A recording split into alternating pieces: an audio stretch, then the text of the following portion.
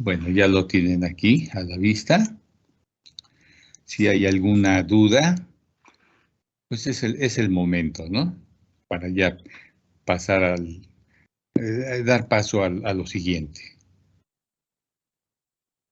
Estoy detectando en dónde nos quedamos la clase pasada, si terminamos o no terminamos.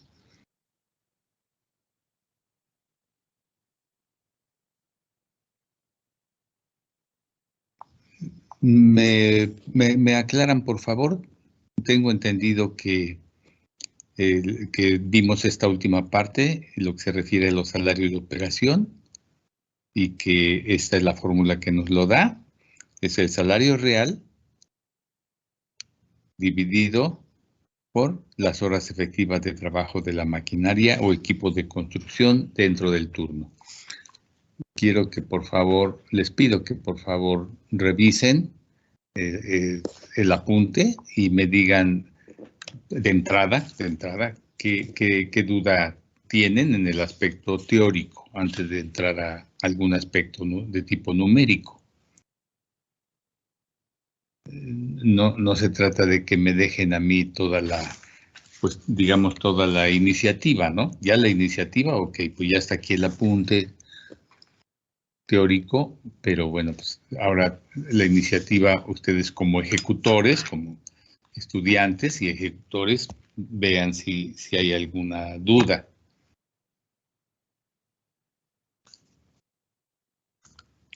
Yo supongo que ya lo revisaron ustedes en casa y pueden plantear alguna duda que no les haya quedado, algo que no les haya quedado suficientemente claro.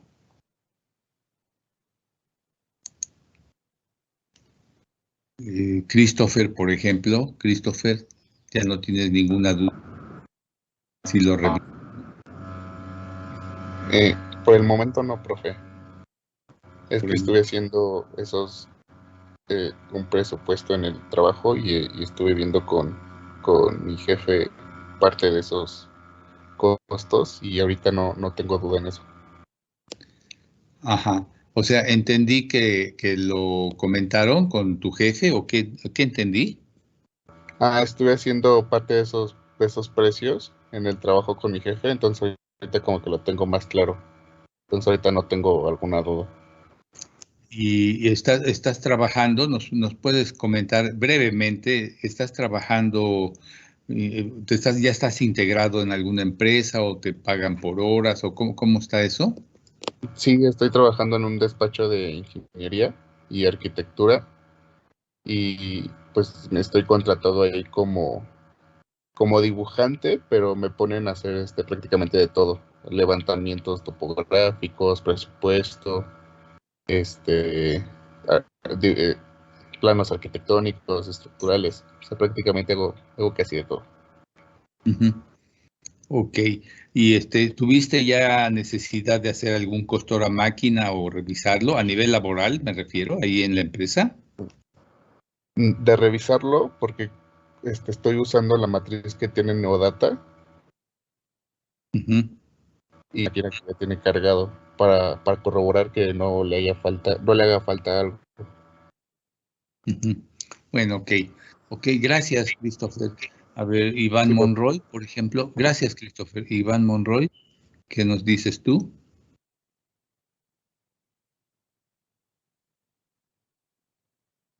Pues bueno, nada más está ahí la faramalla de su icono.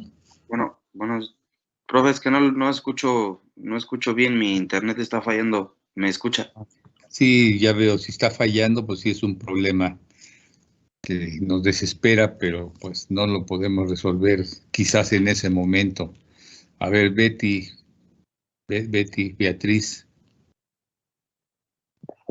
Aquí estoy, profesor, pero no, creo que por el momento no tengo duda.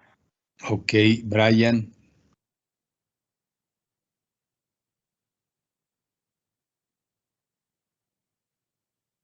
Bueno, la última pregunta, David Nieto. Sí, profe, buenos días. ¿Qué tal? Pues no, hasta ahorita por el momento vamos bien, profe. Ok, bueno, entonces Perdón, voy a dejar de... No sé si estoy compartiendo algo. ¿Qué es lo que estoy compartiendo? Bueno, ahorita estamos todos en pantalla, ¿no? Me parece que lo que estoy Sí, compartiendo. nada más, todos en pantalla, profe. Sí, por decirlo así, dejé de compartir el costo a máquina teórico. Entonces vamos a lo que sigue, es pues entrar a números, por decirlo. Vamos a ver qué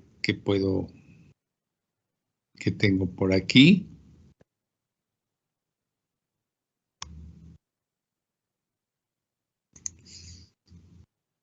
Bueno, perdón.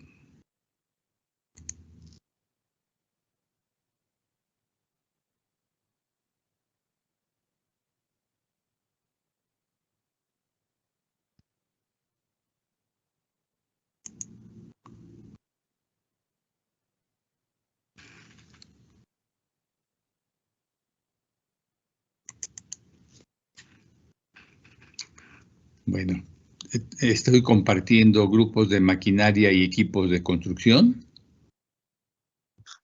Sí. Ok. Entonces aquí tenemos es un tema teórico todavía.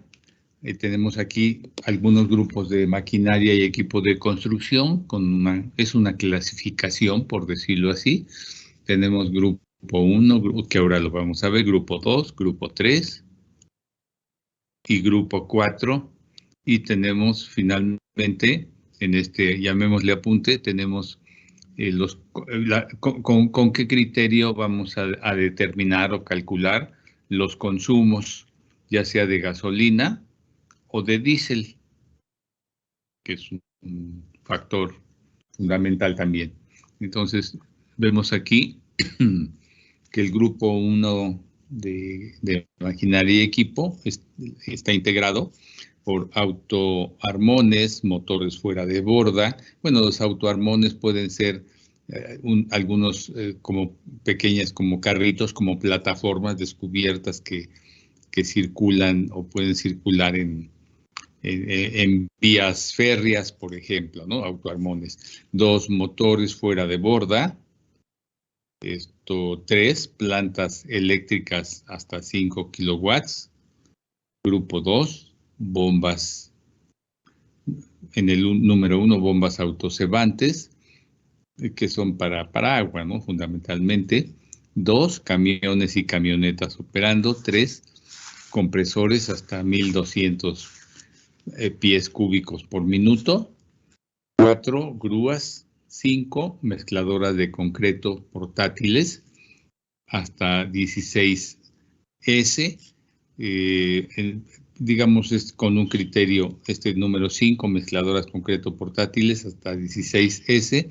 Lo de 16 S es un criterio norteamericano que en algunos libros de consulta vienen como pies cúbicos, ¿no? 16 S son 16 pies cúbicos de capacidad. 6, máquinas para soldar. Enseguida, 7, motores estacionarios hasta 100 HP. 8, motores marinos. 9, petrolizadoras hasta 10 metros cúbicos. 10, pisones para compactar. 11, rodillo vibratorio remolcable. 12, vibradores. Grupo 3, bandas transportadoras portátiles o fijas, bombas de concreto, compresores de más de 1200 pies cúbicos por minuto, dragas, se les conoce como, bueno, hay dragas, hay de varios tipos. Una es la draga de arrastre, que es una máquina que suele utilizarse prácticamente en tierra, desde luego, o bien puede ser una draga hidráulica de succión, que se utilizan para extraer material del fondo marino o de ríos, etcétera, ¿no? Están montadas, desde luego, flotando, por decirlo así, sobre una embarcación, etcétera, instalada en una embarcación, y a eso se les llaman dragas hidráulicas de succión, es decir, por medio de un tubo succionan el material y pueden profundizar zonas de río o puertos marítimos, ¿no? Mezcladoras de concreto estacionarias o montadas en camión, motocompactadores, motoconformadoras, motores estacionarios de más de 100 caballos de potencia, pavimentadoras, plantas eléctricas mayores de 5 kilowatts. Y el grupo 4, cargadores frontales, locomotoras, motoescrepas, palas, portadoras de pozo profundo, tractores de arrastre y empuje. Bueno, entonces es una clasificación interesante. Algunas de las maquinarias más utilizadas en ingeniería civil, bueno, pues están por acá, ¿no? Porque tienen, pues, compresores, camiones, camionetas, grúas, mezcladoras de concreto, petrolizadoras, dragas de arrastre, compresores, motocompactadores, motoconformadoras y pues, de las más utilizadas, pavimentadoras también, motoscrepas, palas y tractores, básicamente, y cargadores frontales también. Los cargadores frontales, ¿de qué otra manera se les conoce? ¿De qué otra manera se les conoce? Iván Martín. ¿Con qué otro nombre? No sé, profe. ¿No sabes? Pues ya deberían de saber porque ya cursaron el movimiento de tierras. No sé, pero no me acuerdo, más bien dicho. Hildebrand.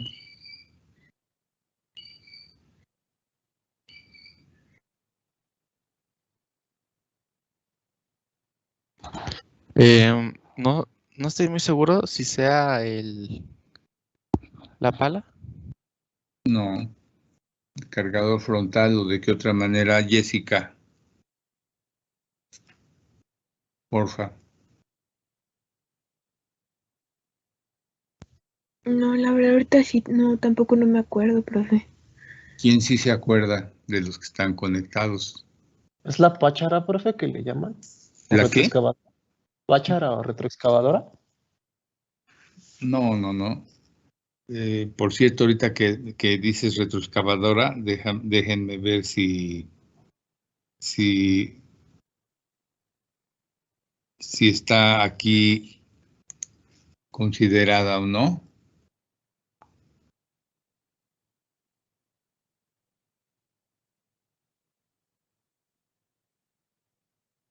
No, la retroexcavadora, creo que no está acá, a ver, déjenme ver.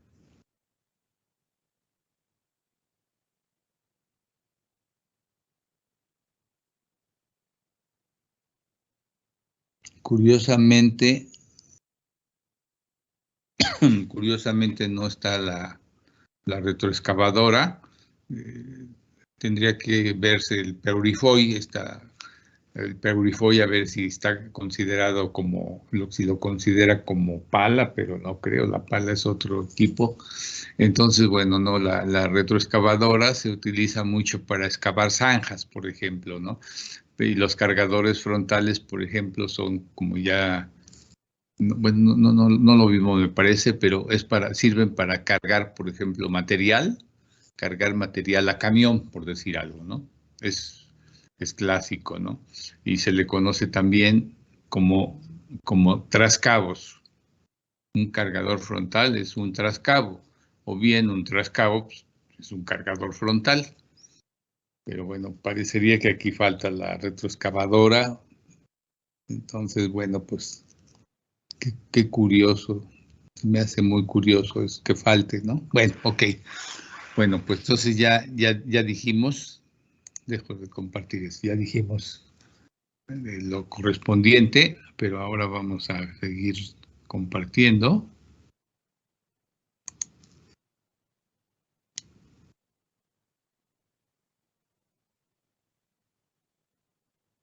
cargadores frontales, bueno, ya dijimos locomotoras, motoescrepas, palas, y ya habíamos terminado con el número 6, tractores de arrastre y empuje. Y aquí tenemos las fórmulas, que es el criterio, las fórmulas para calcular para los 4 grupos de maquinaria, ¿no? Si la máquina o equipo está clasificada en el grupo 1, aquí tenemos que el consumo, son consumos, ¿verdad?, de gasolina por hora, lo tenemos como G igual a este coeficiente multiplicada por la potencia de la máquina. En este caso del grupo 2, cambia el coeficiente multiplicado por la potencia de la máquina. Grupo 3, igualmente su coeficiente y la potencia. El grupo 4, su coeficiente y la potencia. Si fuera diésel lo que consume el equipo, el 1, grupo 1, un coeficiente, bueno, el consumo es de dado, ¿no? Así lo identifican, obviamente. El coeficiente está aquí indicado, que es diferente a si se tratara de gasolina, ¿no? Vean ustedes, y multiplicado por la potencia de la máquina. En el grupo 2, el diésel igual a este coeficiente por la potencia. Grupo 3, su coeficiente por la potencia. Y el grupo 4, igualmente su coeficiente por la potencia. Son auxiliares para ustedes, ¿no? Para cualquiera, vamos, pero en este caso, bueno, pues es para nosotros, pues. Entonces permitan, son criterios que nos ayudan, ¿no? No quiere decir que no puedan ustedes encontrar en algún otro tratado de consulta, etcétera, diferentes criterios, ¿no? Pero este es un criterio que puede aplicarse. Y luego, esta tablita nos da los consumos de gasolina y diésel. Y enseguida están los consumos, el criterio para calcular el consumo de aceite, lubricante total.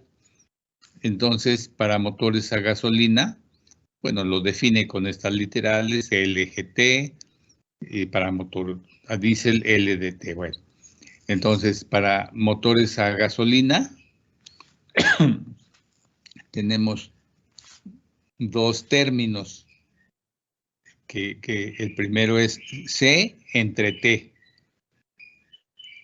C entre T es, bueno, la letra C es la capacidad del cárter del motor, o sea que cuántos litros tiene, ¿no?, el cárter. Luego T es ¿qué capacidad de aceite? Bueno, hay que decirlo, la capacidad de aceite, ¿no? Y T es el periodo en horas, el periodo entre cambios sucesivos de aceite. Por ejemplo, si a un automóvil, por poner un ejemplo sencillo, le cambian el aceite cada, pues qué digamos, cada 200 horas de utilizarlo o de utilización, bueno, pues entonces sería, digamos, por poner un ejemplo, 4 litros de aceite o 3 litros o 5 litros divididos entre las 200 horas y nos da este término, más un coeficiente que aquí se indica multiplicado por G, donde G, pues ya vimos qué cosa es G, es esta literal, ¿no? Esta. Y el resultado es en litros por hora, ¿no? Igualmente en diésel será en litros por hora y pasamos a cuando se trata de motor a diésel, C entre T es análogo al valor anterior, a la fórmula anterior. Un coeficiente diferente entre diésel y gasolina, bueno, este de diésel es diferente, multiplicado por D de dado, en el caso de que D de dado es diésel. Es el consumo de diésel, porque es motor a diésel, obviamente. Aquí diésel, pues va con D, que es diésel, y aquí que es gasolina, pues va con la letra G, que es gasolina, ¿no? No tiene de verdad mayor problema en ese sentido de aplicación. Entonces, ¿alguna duda o comentario? ¿Todavía no? Ok.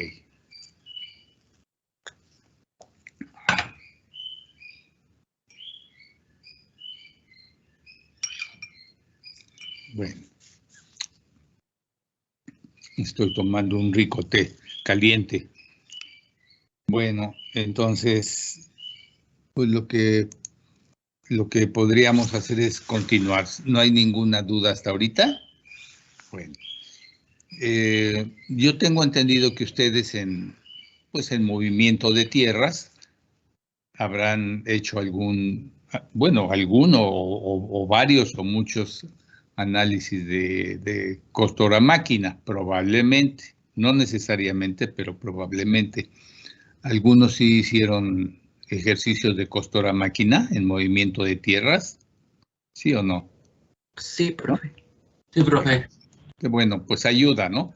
Pero bueno, aquí puede ser que vayamos a utilizar criterios en algunos aspectos diferentes. Como ya vimos en el costo hora máquina y los cargos fijos, que es la depreciación, inversión, seguros, mantenimiento, pues ahí a lo mejor ustedes se encontraron con que en algún aspecto nosotros lo tenemos que manejar de manera diferente porque nosotros nos basamos fundamentalmente en lo que establece el reglamento de la ley de obras públicas y servicios relacionados con las mismas. Entonces podemos pasar a intentar ya algo numérico, de tipo numérico. Es ahí donde ya decimos, pues ya me empecé a hacer, ya me empecé a hacer vulgarmente dicho como un poco bolas, ¿no? Entonces, por ejemplo, tenemos aquí algunos datos para realizar el análisis de costo hora máquina.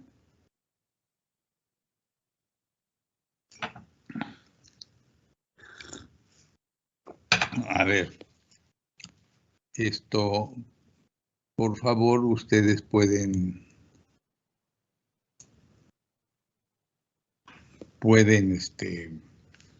trabajar con esto ya, empezar a trabajar. No sé si se los pueda yo mandar a sus apuntes, permítanme.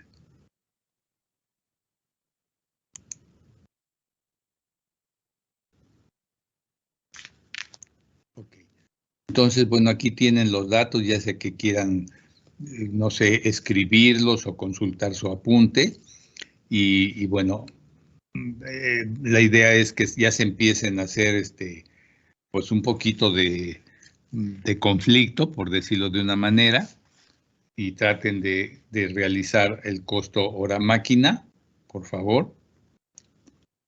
Entonces hagan un intento de trabajar el costo hora máquina con estos datos, pues básicamente para ya toparse con un problema real, ¿no? Más o menos real, ¿no? Todavía no es muy profundo, pero ya es un valor intermedio, ¿no?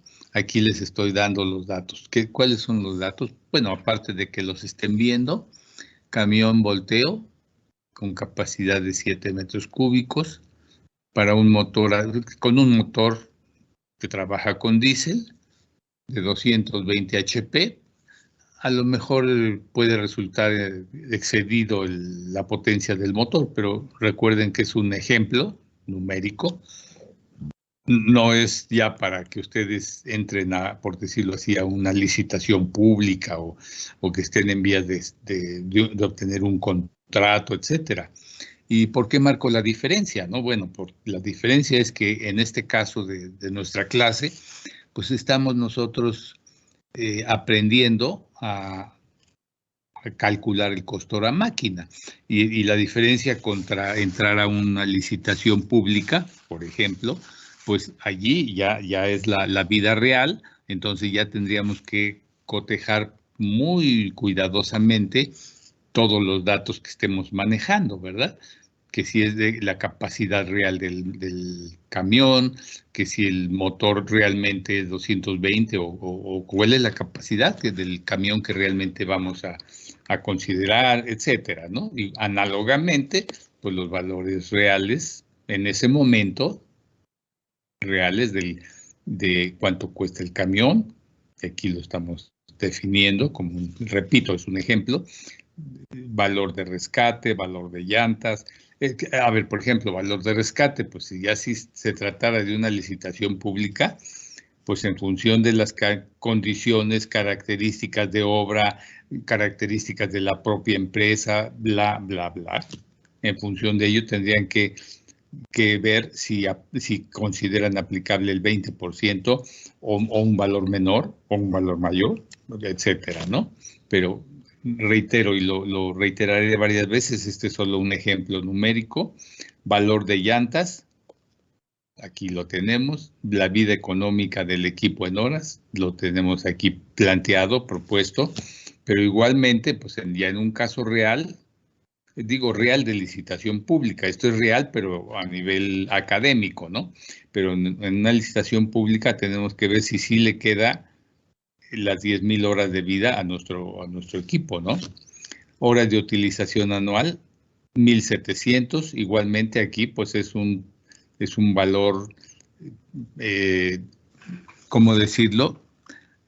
Pues digno de que la empresa contratista vea si el valor le queda de 1,700 o 1,700 es elevado o es bajo. Eso son comentarios previos que yo estoy haciendo, ¿no? Para que se vayan ubicando en los grados de dificultad que tiene un simple costo hora máquina, ¿no? Aparentemente simple. Tasa de interés anual, CETES, estamos considerando como 4.20%. Ese valor tiene que actualizarse, luego, a la vida real, cuando lo tengamos ya que aplicar para la vida laboral.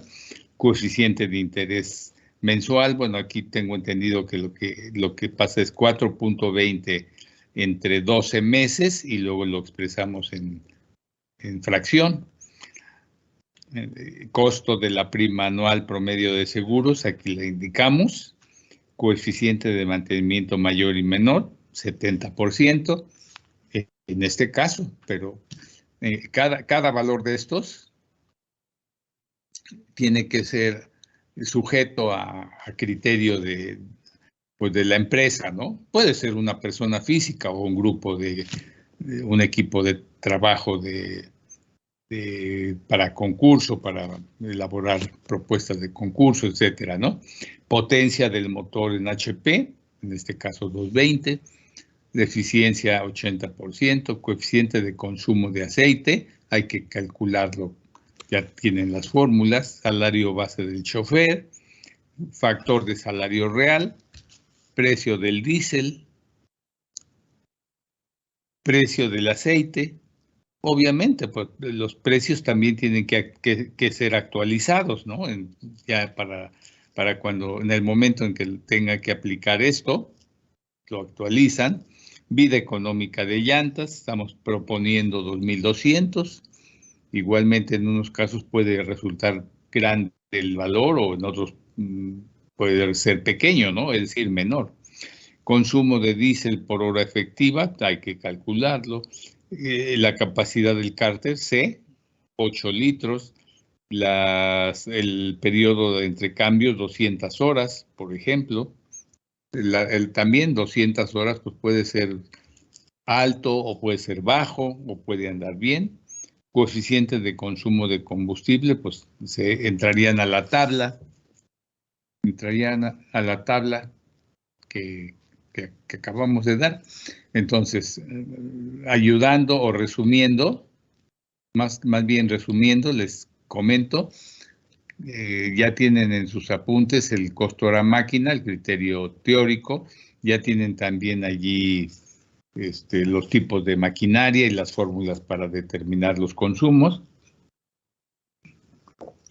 Entonces, bueno, cuando menos aparentemente, ahí estamos todos hagan de cuenta que que yo soy un alumno, ya sé que no lo soy, pero digamos, hagan de cuenta que soy un alumno y que estamos aprendiendo, ¿no? Entonces, aquí está planteado para que, pues para que ustedes hagan sus pininos en esta materia, porque, repito, pues ya yo creo que en otra materia habrán hecho sus pininos, pero pues no creo equivocarme. Puedo equivocarme, claro que sí, pero no creo estar equivocado en este caso de que cuando han hecho costos hora máquina, pues no manejan tanto rollo, ¿no? Dice uno, wow, ¿de dónde salió tanto rollo? Bueno, de la normatividad, porque en la obra pública y ya cuando es realmente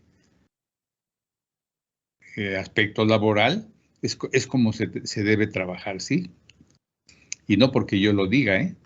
Porque alguien puede decir, no, pues cada quien trabaja como puede y quiere. Bueno, tiene sus límites, ¿no? Tiene sus límites. Vamos, yo estaría de acuerdo, bueno, tengo que establecer, número uno, si es obra pública, ya sea federal o estatal, bla, bla, bla, bla, tiene que regirse por la ley que rija en el lugar.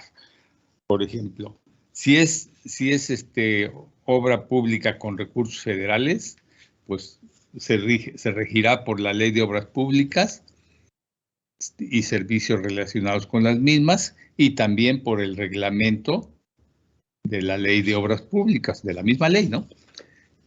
Ahora bien, si es una obra estatal, del estado de Veracruz, digamos, y si no es con recursos federales, sino con solo recursos estatales y o municipales, qué sé yo, entonces se va a regir por la ley, como la llamen allí, por la ley de obras públicas, pues serán del estado de Veracruz, no con recursos federales, pero tendrán sus leyes y su reglamento y se van a regir por algo muy parecido a lo que estamos viendo, porque pues en la República Mexicana se considera como que, voy a usar un término coloquial, vulgar, la mamá de los pollitos, pues es la Ley de Obras Públicas y servicios relacionados con las mismas y su reglamento, ¿no?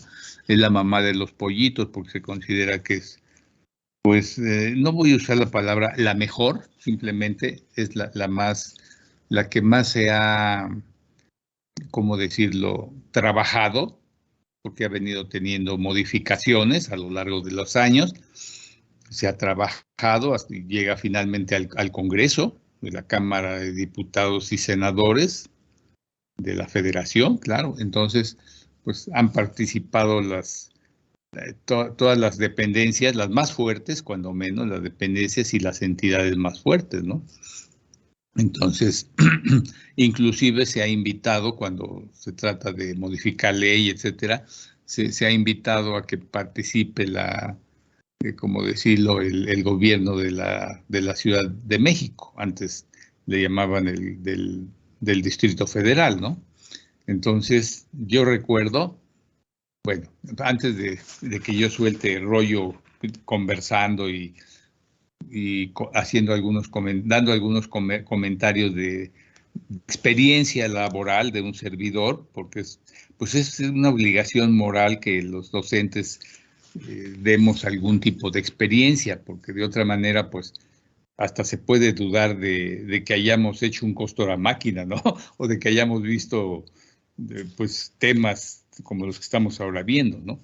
Entonces, yo recuerdo, pero antes de eso, les decía, ya pueden ustedes empezar a consultar, de hecho, lo que están visualizando, van a trabajar con esos datos ya, desde ya, o bien pueden entrar a los apuntes de que ya les deposité en Teams, es lo mismo, ¿verdad? Entonces ahí ya pueden empezar a trabajar, intentar hacer el costo hora máquina. Ya doy por un hecho que ustedes ya están pasando en una hoja de papel, por decirlo así, o no sé si estén trabajando en ¿qué? Pues en Word, en Excel, en lo que quieran, o en papel, como se acomoden en esta primera ocasión. Doy libertad completa, ¿no? Libertad completa para que se metan a trabajar con estos datos, obtengan el costo hora máquina o se hagan bolas, en la palabra. Pero sin embargo, pues les estoy dando los datos, ¿no? Para que ustedes se peleen consigo mismos y a ver a qué llegan, ¿no? A cómo logran determinar el costo hora máquina. Por favor. Entonces ya ustedes están trabajando, ¿no? Pero bueno, yo me acuerdo, por ejemplo, allá por los años, no, hombre, en la década de los 70s, más o menos en la década de los 70s, del siglo pasado, claro, en alguna revisión que se estaba haciendo a la ley, a la normatividad, ¿no? La ley y el reglamento, pues yo ya andaba en esa época, desde esa época participando en la Dirección General de Normatividad de la Obra Pública, algo así se llamaba, ¿no? Los nombres han venido cambiando, se han transformado, pero era algo así como la normatividad de la obra pública, y en esa época esa área pertenecía a la Secretaría de Patrimonio Nacional, que ahora ya ni existe, ¿no? Si yo les digo la Secretaría de Patrimonio Nacional, dirán, ¿de qué me habla? ¿De qué me habla, no? Está equivocado, ¿no? Había una Secretaría de Patrimonio Nacional en la cual una de las direcciones generales, bueno, una subsecretaría, y dentro de esa subsecretaría existía una dirección general que era esa, la de normatividad o de normas de la obra pública, ¿no? Y esa área, posteriormente, como ya les he platicado varias veces, pasó después, ya recientemente, si hablamos de lo reciente, ya está en la función pública, ¿no? Por supuesto, la Secretaría de la Función Pública. Entonces, pero antes estaba en Patrimonio Nacional, y luego pasó a Programación y Presupuesto esa área, y luego pasó a la Secretaría de Contraloría, SECOGEF, de la Contraloría Federal. Después pasó a SECODAM, Secretaría de Control y Desarrollo Administrativo, y luego pasó a lo que es Función Pública. Entonces, bueno, pues yo ya andaba por ahí en la década de los 70s, y pues se invitaba a que participaran pues la crema innata del gobierno del DF en esa época, los que hacían obra pública, desde luego, ¿no? Se les invitó para revisar la normatividad, y también se invitaba a personal y áreas de donde era, de edificación del gobierno del DF. Había un área de pura edificación, y también se invitaba a la Secretaría de Comunicaciones y Transportes, a la Secretaría de Recursos Hidráulicos, a Pemex, que son entidades, ¿no? No son dependencias, se consideran entidades. Pemex, que es el área que más presupuesto para hacer obra pública, que tiene mayor presupuesto para hacer obra pública. Se invitaba, repito, a Pemex, a lo que ahora es Conagua, pues estaba en la Secretaría de Recursos Hidráulicos, y había gente muy, muy capaz también ahí. Se invitaba a Comisión Federal de Electricidad y algunas otras de menor relevancia. Pero bueno, pues ahí estaba la crema innata, ¿no? Se sentían como emperadores los que trabajaban en ello, porque eran los que hacían obra pesada realmente, ¿no? Como Recursos Hidráulicos, Comisión Federal, Pemex, SCT, y bueno, toda proporción guardada, pues el propio gobierno federal, ¿no? Me acuerdo cuando hicieron el gobierno federal, pero más bien el de la Ciudad de México, que ahora es de la Ciudad de México, hizo la gran obra del drenaje profundo de la Ciudad de México, ¿no? Entonces, de verdad es difícil darnos idea ¿cómo decirlo?, del paquete, entre comillas, del paquete tan grande que representaba esa obra, ¿no? Imagínense el drenaje profundo. Ustedes van, por ejemplo, por la avenida 100 metros, 100 metros que está aquí cerca de la ESIA y pues ni nos damos cuenta, pero por ahí en el centro, en el centro de la avenida, pues está una parte del drenaje profundo, ¿no? Que ya saben ustedes los diámetros que se manejaron y a la profundidad que se hicieron. Qué complejidad de obras, ¿no? Estoy hablando del siglo pasado, pero qué complejidad de obras. Entonces, se imaginan estar, pues, ¿cómo decirlo? Licitando si no licitando, pues adjudicar ese tipo de obras, hacerlos, revisar los análisis de precios unitarios. No, es otra cosa, ¿no?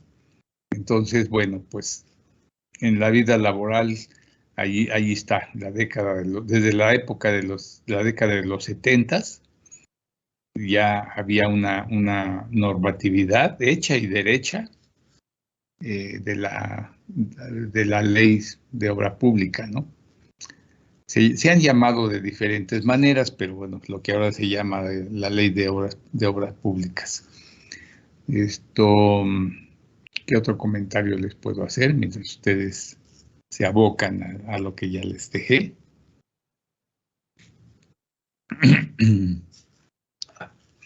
A ver, ¿qué otra cosa importante recuerdo para comentarles?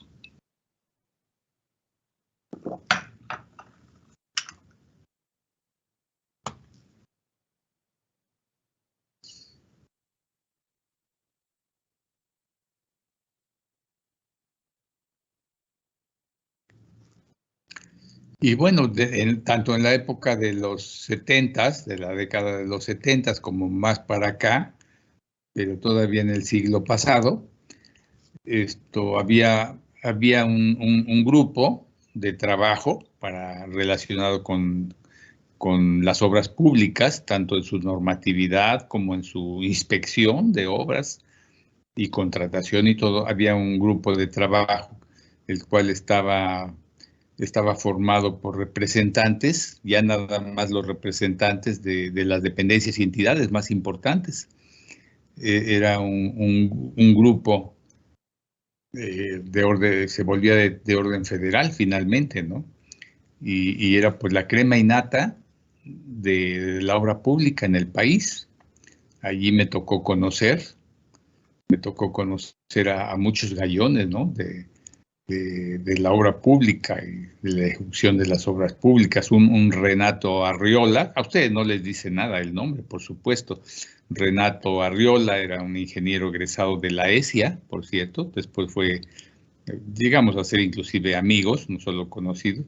Renato Arriola era el jefe de precios unitarios de la Secretaría de Recursos Hidráulicos. Imagínense, por poner un ejemplo, ¿no? Un Mario Morales, que era el representante de la Comisión Federal de Electricidad, y varios representantes de Pemex, que eran unos señorones, estaban considerados unos señorones, casi los consideraban como, pues no como genios o sabios, pero ya gente con mucha experiencia. Y bueno, pues nos tocó el privilegio de rozarnos con ese tipo de gente, escuchar comentarios, discutir comentarios sobre la mesa, ¿no? De argumentos, etcétera, ¿no? Pues ahí nos tocó vivir. También se llegó a invitar en su momento, ¿no?